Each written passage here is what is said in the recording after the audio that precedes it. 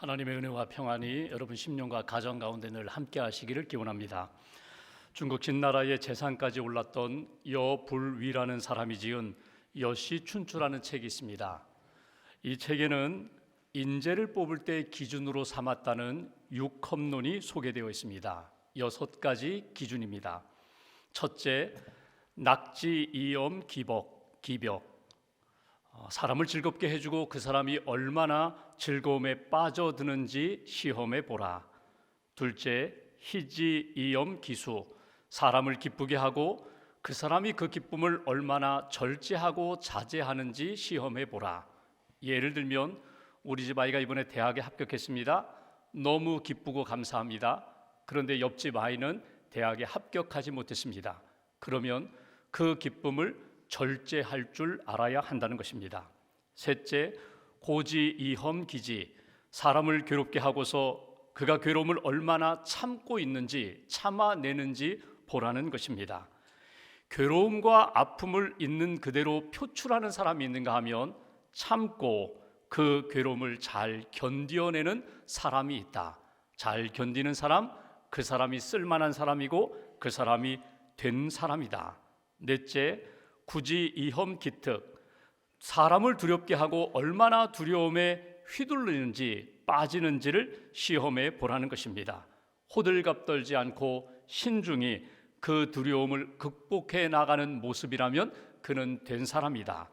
다섯째, 애지, 이험, 기인. 사람을 슬프게 하고서 얼마나 그 슬픔을 사귀는지를 보라는 것입니다. 슬픔을 잘 사귀며 오히려 위로하러 온 사람에게 위로와 평안을 줄 수 있는 사람이라면 그 사람은 쓸만한 사람이다. 마지막 6번째, 노지, 이험, 기절. 사람을 화나게 해놓고서 그 사람의 감정 얼마나 잘 조절하는지를 보라는 것입니다. 누구나 다 화가 날 때가 있습니다. 분노가 표출될 때가 있습니다. 그런데 분노가 폭발하면 후유증을 앓게 됩니다. 그래서 그 다음부터는 분노를 잘 조절합니다. 왜냐하면 잘못 말하고 감정 폭발하면 너무나 많은 후유증이 있기 때문에. 그래서 화가 날 때 화를 잘 조절하고 억제할 수 있는 사람이라면 그 사람은 쓸만한 사람이다.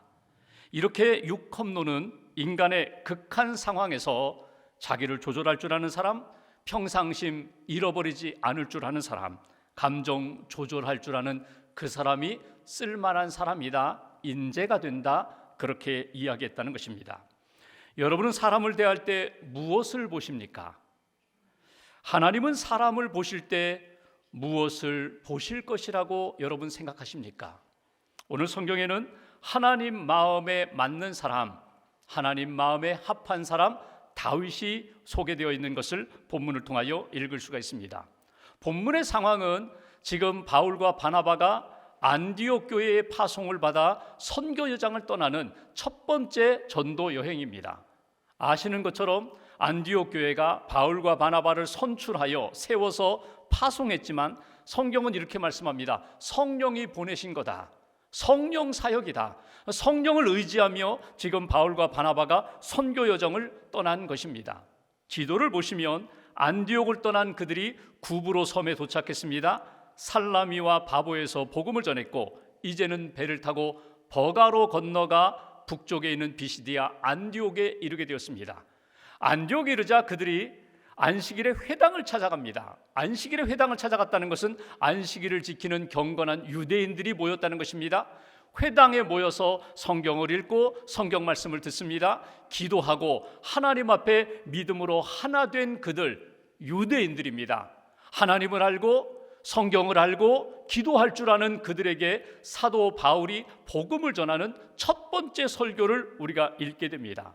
바울의 첫 번째 선교 여정, 그리고 비시디아 안디옥에서 바울이 첫 번째 설교하는 내용, 먼저 공감대를 형성합니다. 어떤 공감대를 형성하는가 하면 그들이 하나님을 알고 있기 때문에, 유대인으로서 율법을 알고 있기 때문에 창세기, 출애굽기, 민수기, 여호수아, 사사기, 사무엘 상하, 구약의 역사에 대하여 하나님이 이렇게 인도하셨다고, 하나님이 구원하셨다고, 하나님이 지금까지 도우셨다고 그들이 믿고 있는 바를 그대로 함께 나누는 시간을 갖게 됩니다.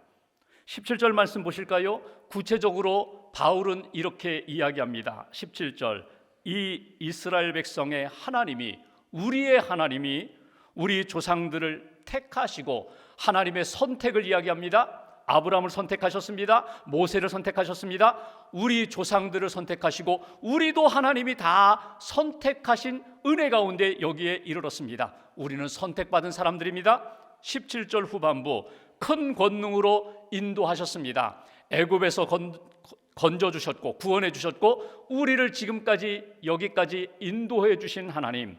18절, 광야 40년 동안 그들이 불신한 가운데 원망하고 불평했지만 그 모든 것들을 하나님이 어떻게 하셨다고요? 참아주신 하나님, 그들의 소행을 참으신 하나님을 소개합니다. 19절, 가나안 땅 정복할 수 있도록 도와주셨고 땅을 기업으로 주신 하나님. 그러니까 택하시고 인도하시고 참으시고 우리에게 땅을 주신 하나님, 약속의 땅 주신 하나님, 믿음의 사람 사사를 세워주신 하나님. 20절, 사사를 우리에게 주셨습니다.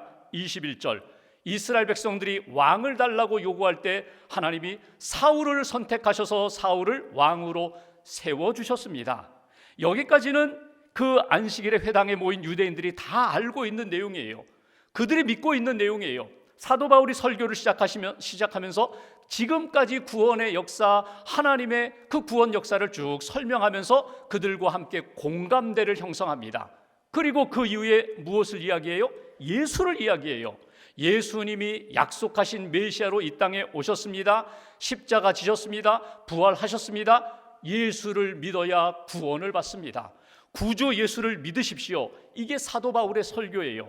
그런데 오늘 그 예수가 누구의 후손으로 이 땅에 오셨는가? 다윗을 소개하면서 오늘 다윗은 어떤 사람인가를 그들에게 설명을 합니다. 본문 22절 말씀 보실까요? 22절 한 절 함께 봉독합니다. 패하시고 다윗을 왕으로 세우시고 증언하여 이르시되 내가 이새의 아들 다윗을 만나니 내 마음에 맞는 사람이라 내 뜻을 다 이루리라 하시더니, 다윗이 누구입니까? 우리의 믿음의 조상입니다. 우리의 구원자 되시는 예수님의 조상이 됩니다. 그리고 23절 보시면 그 다윗의 후손으로 이 땅에 구원자 되신 예수님이 오셨다고 말하는 것을 읽어볼 수 있습니다. 그리고 다윗을 소개하면서 오늘 우리의 주제가 되는 다윗은 누구인가? 하나님 마음에 맞는 사람이었습니다.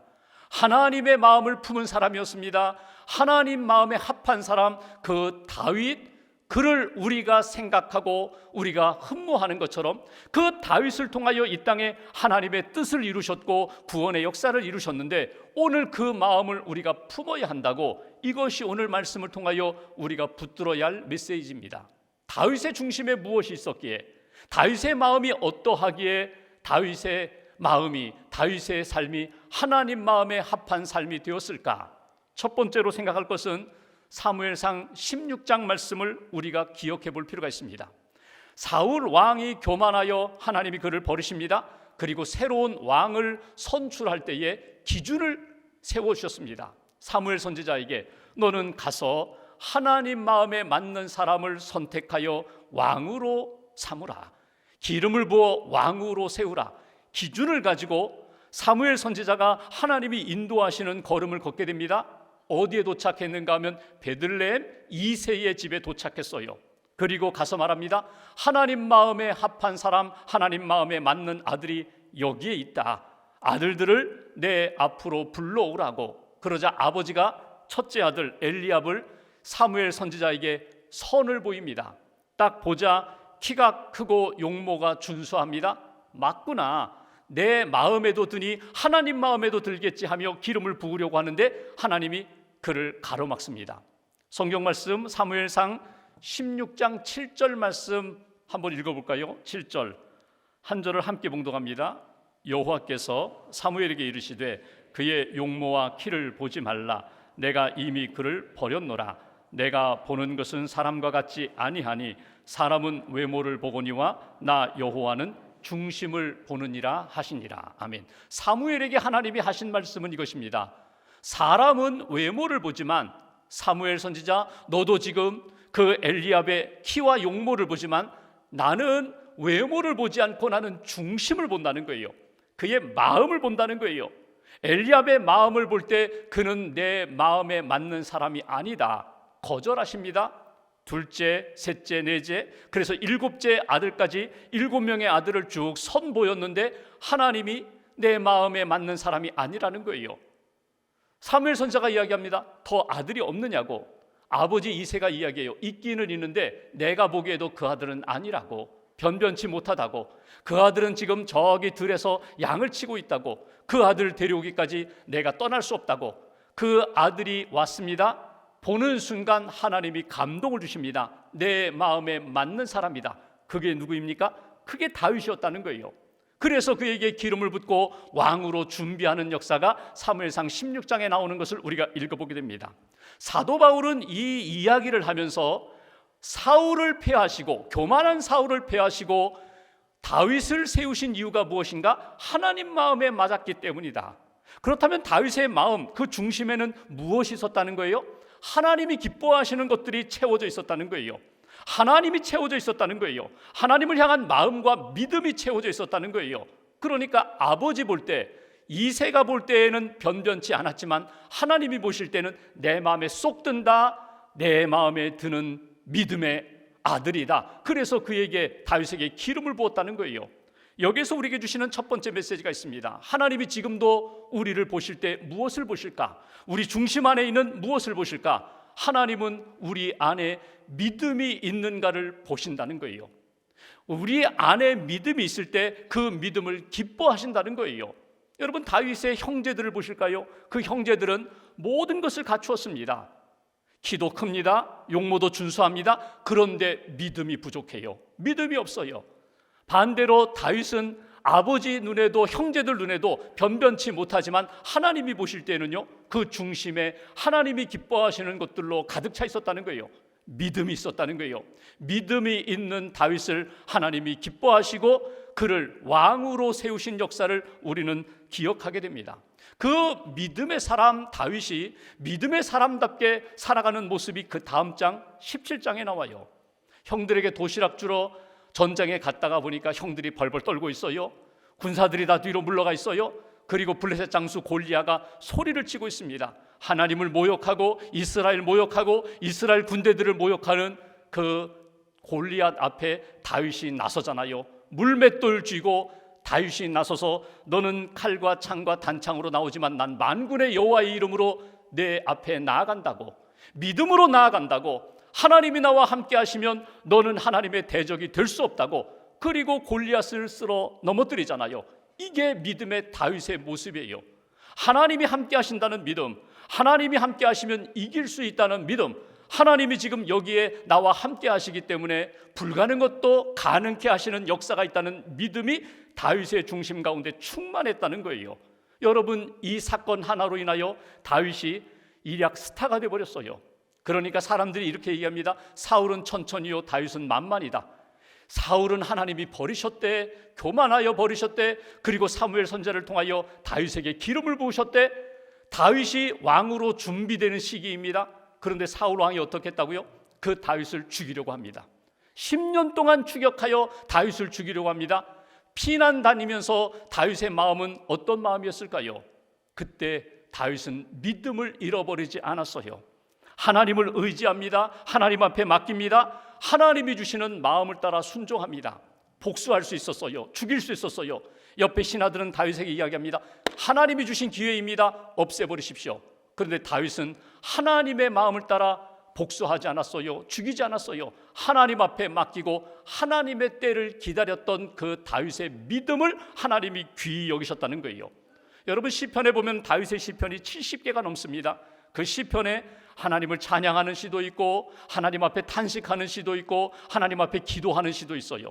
그런데 여러분, 다윗이 하나님 앞에 시편으로 찬양하며 기도하며 고백할 때에 여러분, 여러 가지 어려움들이 많았잖아요. 고난이 있었잖아요. 근데 다윗은 항상 하나님 앞에 이런 믿음으로 고백합니다. 나의 영혼이 잠잠히 하나님만 바라보겠습니다. 하나님, 세상 의지하지 않고 하나님이 나의 산성이 되시고 방패가 되심을 믿습니다. 하나님만 바라보았어요. 시편 13편에 보면은 그는 이렇게 시작합니다. 여호와여, 어느 때까지니까? 이 고난의 때가 언제 끝납니까? 너무 힘듭니다. 너무나 힘듭니다. 때로는 병들어 힘들고, 때로는 고난 가운데 피난 다니며 힘들고, 때로는 원수들이 자기를 죽이려고 해서 힘들고, 자식이 배반해서 힘들고, 어느 때까지 이 고난의 시간을 보내야 합니까? 그런데 3절에 보면은 다윗이 하나님 앞에 엎드려 기도하면서 이렇게 고백합니다. 나의 눈을 밝혀주세요. 내 눈을 밝혀주셔서 하나님이 나와 함께 하시는 것 보게 해주세요. 믿음으로 무장하게 해주세요. 이렇게 기도하며 나아가 하나님 앞에 고백한 다음에 믿음으로 기도했더니 13편 마지막에는요, 하나님을 찬송할 수 있는 믿음의 넉넉함으로 하나님이 채워주시는 것을 보게 돼요. 그러니까 다윗의 믿음은 하나님이 함께 하신다는 믿음, 고난 가운데 기도할 때에 하나님이 영적으로 붙들어 주셔서 찬송할 수 있을 정도의 풍성한 영성으로 채워주시는 믿음의 삶을 살았던 것을 우리가 성경을 통해서 보게 됩니다. 오늘도 하나님은 믿음의 사람을 찾고 계세요. 우리 중심 속에 믿음이 있나를 살펴보고 계세요. 믿음의 사람으로 하나님 앞에 기도하고 찬양하고 하나님 앞에 순종하며 나아갈 때에 그 사람을 통하여 하나님의 구원의 역사를 이루어 가신다. 오늘 다윗의 모습을 통하여 하나님, 저도 하나님 앞에 믿음의 영성으로 살게 해달라고 다시 한번 기도하시면서 하나님의 기쁨이 되고 하나님 마음에 합한 그런 성도의 삶을 살아가는 저와 여러분들 되시기를 주님의 이름으로 기원합니다. 두 번째로 다윗의 인생 가운데 살펴볼 성경 구절이 있다면 사무엘하 6장의 말씀이에요. 그가 왕이 되었어요. 사울은 죽었어요. 그가 왕이 된 다음에 수도를 헤브론에서 예루살렘으로 옮기게 됩니다. 왕궁을 지었어요. 백향목으로 멋진 왕궁을 지었어요. 그런데 그는 생각합니다. 나는 이렇게 좋은 집에 있는데 하나님의 법궤는 어디 있는가? 기리앗 여아림 그 천막 안에 있지 않은가? 멀리 떨어져 있는 곳에 있지 않은가? 하나님의 법궤, 하나님의 임재하심과 하나님의 영광을 상징하는 하나님의 법궤를 내가 있는 예루살렘으로 모시고 오고 싶다는 거예요. 여러 가지 우여곡절이 있었지만 결국 하나님의 임재하심에 대한 사모함이 있어요. 주님이 내 안에 계시고 주님의 영광이 내 안에 있고 주님의 능력이 내 안에 있기를 원합니다. 그래서 하나님의 법궤를 모셔오는 장면, 사무엘하 6장 14절에 보면은 다윗이 그 모셔오는 상황 가운데 무엇을 했다고요? 14절에 보면 다윗이 여호와 앞에서 힘을 다하여 춤을 췄다고 말합니다. 춤을 췄다는 거예요. 너무너무 기뻐서 하나님의 법궤, 하나님의 임재와 영광이 이제 내 안에 들어온다, 예루살렘으로 들어온다. 너무 기뻐서 막 춤을 췄어요. 배 에봇을 입고 춤을 췄기에 막 흘러내렸거든요. 그날 저녁에 자기 아내 미갈이 말합니다. 아이고 꼴조수다. 당신 오늘 옷이 춤추다가 옷이 흘러 이렇게 몸이 다 드러냈잖아.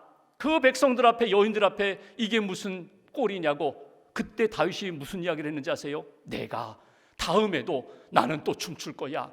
이보다 더한 일이 있더라도 나는 춤추며 하나님을 기뻐할 거야. 하나님을 예배할 거야. 하나님의 은혜 가운데 나는 또 춤출 거야. 이게 다윗의 속 사람의 모습이었다는 거예요. 하나님이 이 모습을 보셨습니다. 오늘 다윗이 하나님 마음에 맞는 사람이 될 수 있었던 것은 그 마음 속에 있었던 하나님을 향한 뜨거운 사랑, 하나님을 사모하고 말씀을 사모하고 주의 임재를 사모하고 주님이 내 안에 오시는 것에 대하여 기뻐하며 춤추는 그 모습을 하나님이 주목하셨다는 거예요. 오늘 두 번째, 다윗의 모습을 통하여 그 중심 가운데 있었던 것, 우리가 붙들어야 할 것이 무엇입니까? 하나님은 지금도 다윗의 중심 가운데 있었던 하나님을 향한 뜨거운 사모함, 그 사랑을 보신다는 거예요. 하나님은 그 하나님을 향한 사랑으로 나아오는 사람들에게 하나님은 은혜와 복으로 응답해 주시는 역사가 반드시 있다. 여러분, 다윗이 하나님의 법궤를 모셔왔어요. 그런데 또 마음에 걸려요. 나는 여전히 이렇게 좋은 집에 있는데, 왕궁에 있는데 하나님의 법궤는 저 수달피 가죽 칙칙한 곳에서, 어두컴한 곳에서 이렇게 머무는 것이 마음에 걸려가지고 하나님 앞에 이런 소원을 아립니다. 하나님, 하나님의 집을 짓고 싶어요. 제가 하나님의 집을, 성전을 멋지게 한번 짓고 싶어요. 그랬더니 하나님이 거절하세요. 너는 전쟁에서 너무나 많은 피를 흘렸어. 손에 피가 많이 묻었어. 아니야. 내가 내 집을 지어준다고? 허허, 내가 네 집을 지어주는 거야. 내가 내 인생을 만들어주는 거야. 내가 너의 역사를 만들어주는 거야. 하나님이 거절하세요. 근데 성경을 읽고 묵상해 보시면요, 이때 하나님의 마음이 어떠했는지 아세요? 너무너무 좋아하시는 거예요. 거절하면서도 야, 너 참 어떻게 그런 생각을 했니? 하나님이 너무너무 기뻐가지고 복을 부어주시는데 내 왕위를 내가 견고하게 하리라. 이 유다의 왕이 다윗 왕조를 그 누구도 그 무엇도 흔들지 못하도록 내가 복을 주리라, 붙들어 주리라. 이게 하나님이 주신 복이에요.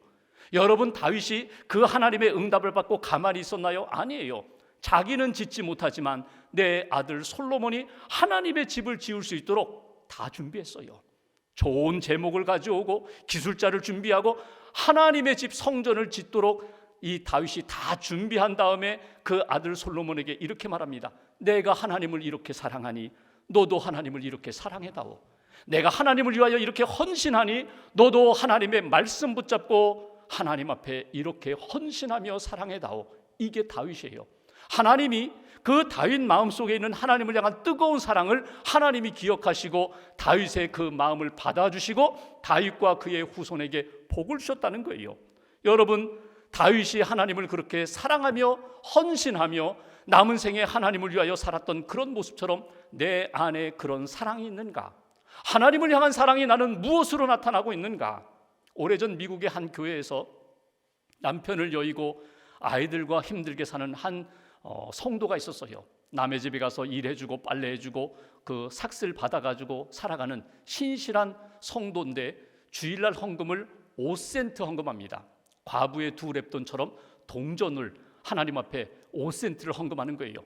이것이 이제 중진들에게, 교회 중진들에게, 중역들에게 이렇게 들렸어요. 교회에 재력도 있고 또 믿음 좋은 어느 장로님이 목사님에게 찾아가서 어느 성도님이 참 힘들게 사시고 일주일에 5센트 헌금하신다고 하는데 제가 대신 내드리겠습니다. 그보다 제가 더 헌금하고 대신 내드릴 테니까 그 자매님 헌금하지 않아도 된다고 전해주십시오.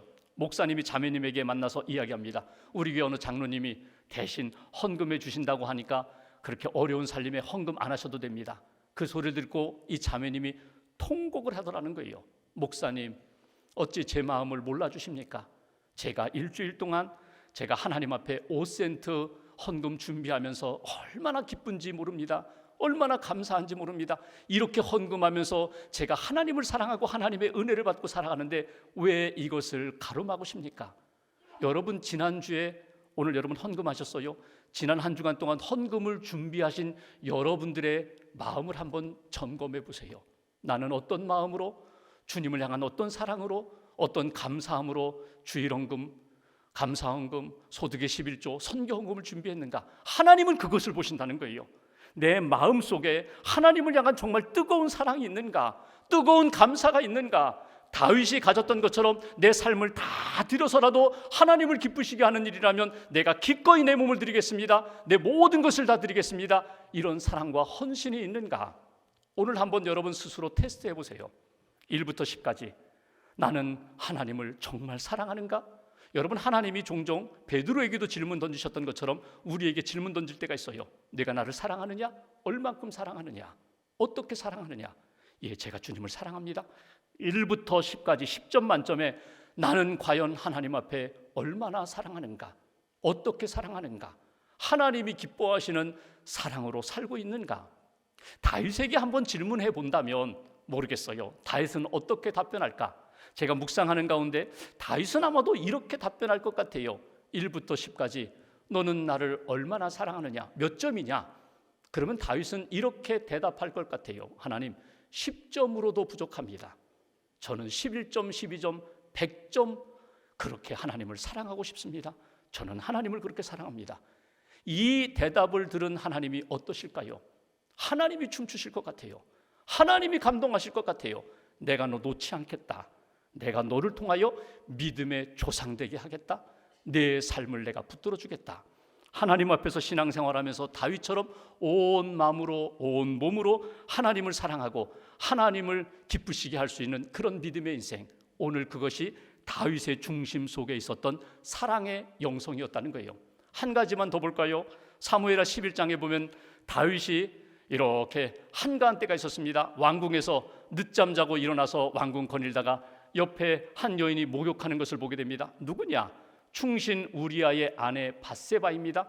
불러드립니다. 동침합니다. 시간이 지나니까 임신했다는 거예요. 다윗이 얼마나 머리가 잘 돌아갔는지 이렇게 이야기합니다. 거 우리야 불러들여라, 휴가 줘라. 그런데 이 충신이 집으로 안 가네요. 자기 계획대로 되지 않았어요. 그러니까 어떻게 해요? 우리야를 결국 전쟁 깊숙한 곳에 집어넣어가지고 죽여버립니다. 아무도 몰라요. 완전 범죄 이루었어요. 그리고 나서 그 밧세바를 아내로 삼습니다. 하나님 앞에 죄를 지은 거예요. 시간이 지났는데 어느 날 나단 선지자가, 그 시골 선지자가 다윗 왕 앞에 나타납니다. 그리고 이야기합니다. 당신이 하나님 앞에 죄를 지었습니다.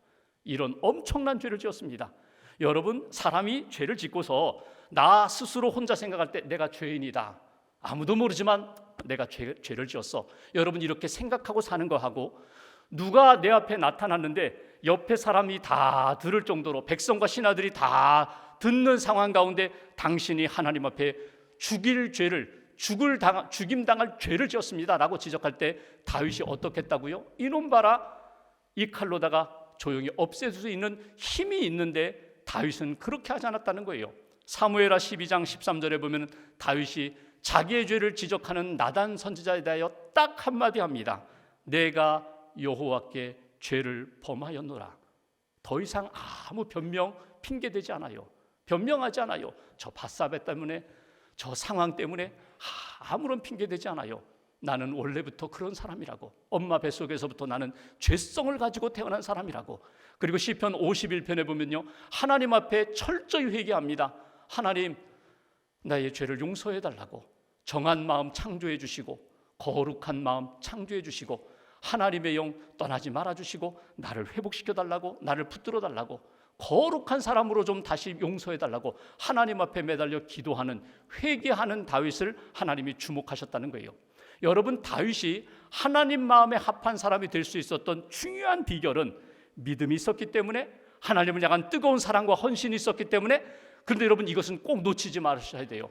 하나님이 성경에 거의 1000번 가까이 다윗 하면서 기준으로 삼은 이유가 무엇입니까? 정직한 종 다윗. 다윗은 회개할 줄 아는 사람이었다는 거예요.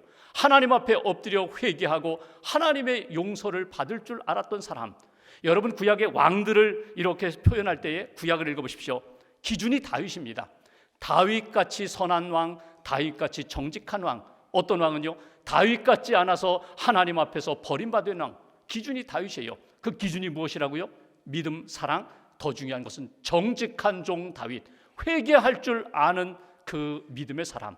세 번째, 오늘 다윗이 하나님 마음에 맞았던 이유가 있다면 하나님 앞에 회개의 영성을 가졌던 사람, 그리고 회개할 때에 하나님의 용서를 받고 평안과 자유로 살아갔던 사람, 그것이 하나님 마음에 맞는 믿음의 모습이라는 거예요.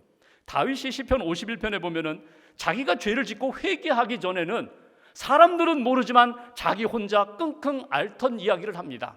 죄를 짓고 회개하지 않으니까 나는 평안이 없습니다. 기쁨이 없습니다. 즐거움이 없습니다. 두려움이 몰려옵니다. 늘 불안합니다. 그리고 의욕이 생기지 않습니다. 힘이 없다는 거예요. 회개하고 나니까 하나님이 내게 주시는 은혜 가운데 기쁨도 회복하고 자원하는 마음도 회복하고 하나님이 주시는 평안 가운데 두려움을 이길 수 있게 되었습니다. 하나님이 이 다윗을 용서하실 때 어느 정도 용서하셨는지 아세요? 여러분, 밧세바를 통하여 아들 솔로몬을 주세요. 솔로몬이 샬롬이거든요. 평안을 주세요.